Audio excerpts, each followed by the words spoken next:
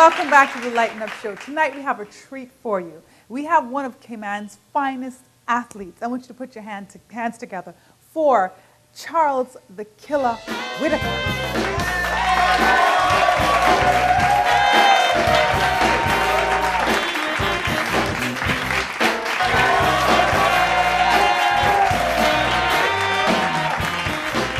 Charles, he's scary, you know?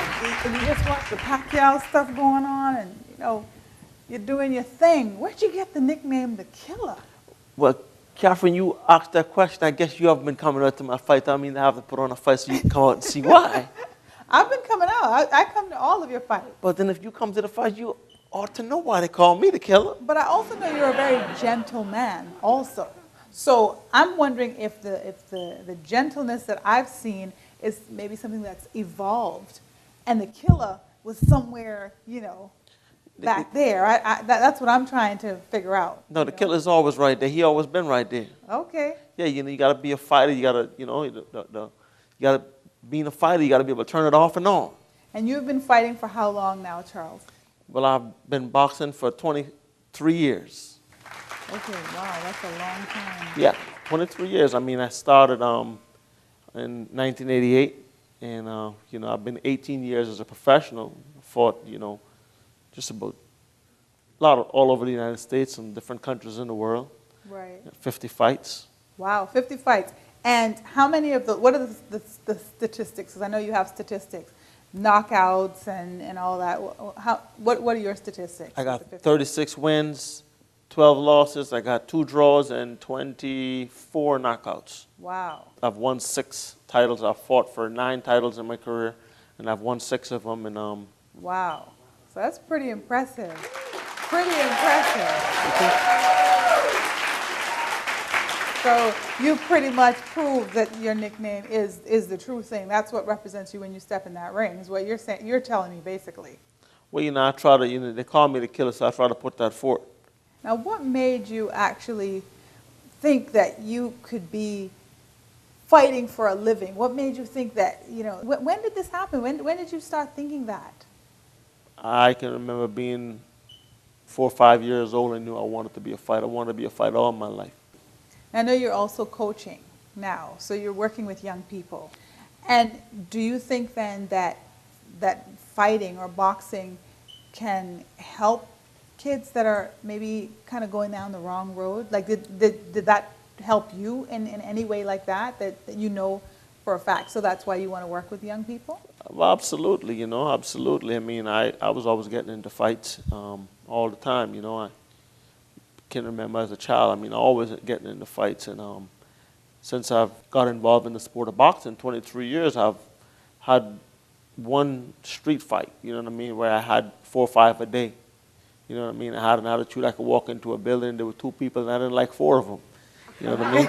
So, you know. So it kind of helped you kind of discipline yourself then, that you didn't have the need to fight on the street anymore. Well, absolutely. You know, you learned that one of the things I learned after I got into one street fight since I started boxing, and it was really because I hadn't quite gotten out of the need yet, and I really had the need.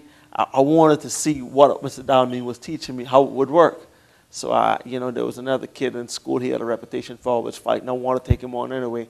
So this was out of school, and you know, he was supposed to be pretty rough, and I beat him up pretty good. And after that, it was like, whoa, you know, you could really hurt somebody with your hands, okay, you know. Wow. And it just me to stop and try to avoid a confrontation as much as I can. So that was something that you actually learned just yourself, that you could hurt somebody and you didn't want to do that. Yeah, definitely. You know, you don't want to, you know what I mean, you know, try to avoid a confrontation as best you can. That's really good. Also, you just mentioned Mr. Dalmine. This is somebody that you obviously look up to. Tell us a little bit about who this person is and how he influenced you. Dalmine Banks was a great man. I like to say that he was the greatest son these islands produced. He was a wonderful human being, you know. I can remember being here in this country, and the first time, and I can remember the only time, and the very first time somebody said to me as a kid, "You belong." I remember my first experiences going to the West Bay Town Hall and Tuesday, June the 14th, on Wednesday, June the 15th, 1988, and being afraid to go inside. And I showed up there with someone, and the person was saying to me, you know, Mr. Dalmy is not like the other people you always come across. And he stood at the door, he stood by the boxing gym, inside the gym by the ring, watching us. Finally, he came to the door and he said, "What's the problem?" John said, "Mr. Dalmy, this is Charles. This is Miss Bueller's son, Mr. Dalmy." So I know who he is. It's Bueller's son. So well, he wants to be a boxer, but he's afraid you're going to chase him away. And, you know, because people always tell him they don't want him around. And Mr. Dalmy turned to me, and by the time he turned, I began to walk away, just assuming that he was going to sit. But he said, "What the hell are you doing standing outside the door? All my fighters are inside." Wow. And I do remember as he was walking ahead of me toward the ring, I just touched him on the hand and told him that I was going to be the first one to become a professional boxer and win a world title. And he said to me, "And I know you can do it. We got a lot of work to do. We better get started." And but however, he didn't push me. He was a very smart man, a very patient man, and a very smart man. He didn't push me. He left me alone. He let me stand there, and he watched the other guys. And I was watching all the other guys, and at the same time, I was watching him because I was still expecting him to come tell me I got to leave. You know, I was just expecting that. And I was there, I was watching him, and finally, after a while, I got so fascinated by the guy's jumping rope that I took my eyes off him too long, and he snuck over toward me and put his arms around me and said, "I want you to know that you belong, and you belong right here with me." So ever since then, he basically told me, don't ever let anybody put you in a corner and tell you where you don't belong or where you belong.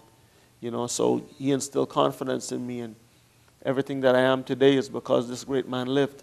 Wow, that's a great story. And you actually, it came to fruition. You are the first professional boxer, and you won a world title. Yeah.